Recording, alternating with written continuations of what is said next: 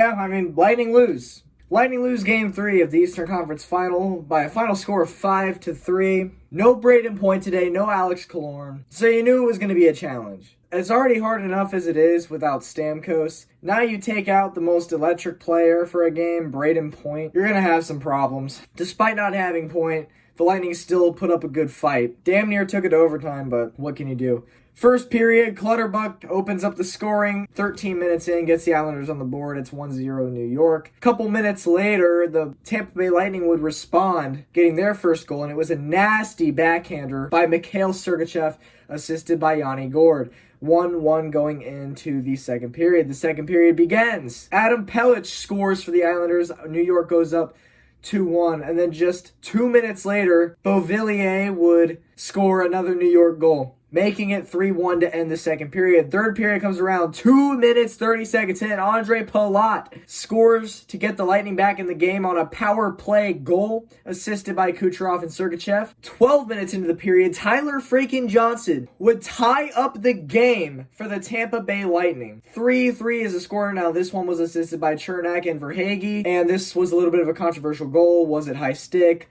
What was it not? Yeah, to me it looked like a little bit of a high stick, maybe half an inch.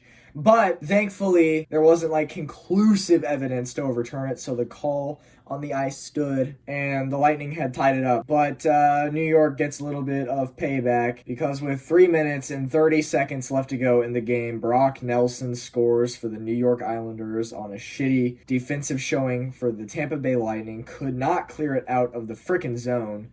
And this was the same thing in the first period goal, too. The Clutterbuck goal, it's just a horrible defensive showing. They could not clear the puck when they had opportunities to, and it turned into a goal for the Islanders both those times. And then with like 40 seconds left, New York gets an empty net goal, garbage goal, you know. So 5-3 is the final here. Look, nobody...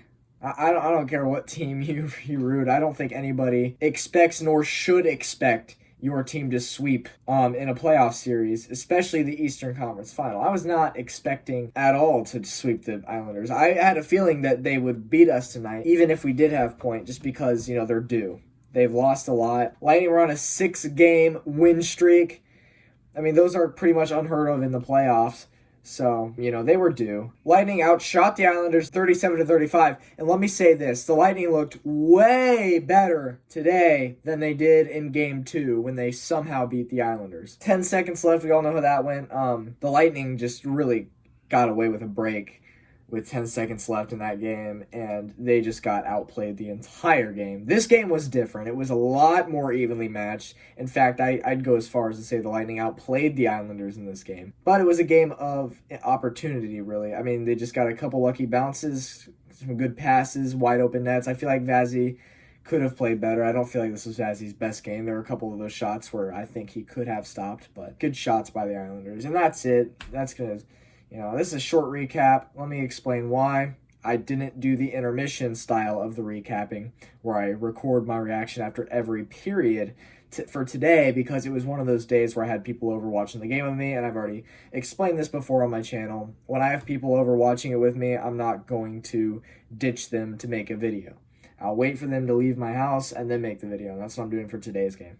You're probably going to get the same thing on Sunday. I apologize for that, but, you know, there's no series clinching opportunity on Sunday for either team. So regardless of what happens Sunday, you will see more intermission recaps from me this season. But it will probably be Game 5 of the series. I don't have a whole lot to talk about. McDonough got called for a really bad penalty again with the refs. I've never seen a set of refs just so consistently garbage in a single playoff series. Like, every single game, they are calling a bullshit penalty that it shouldn't be called in the playoffs. It really shouldn't. Regular season, sure, maybe. But playoffs, you're supposed to let them play.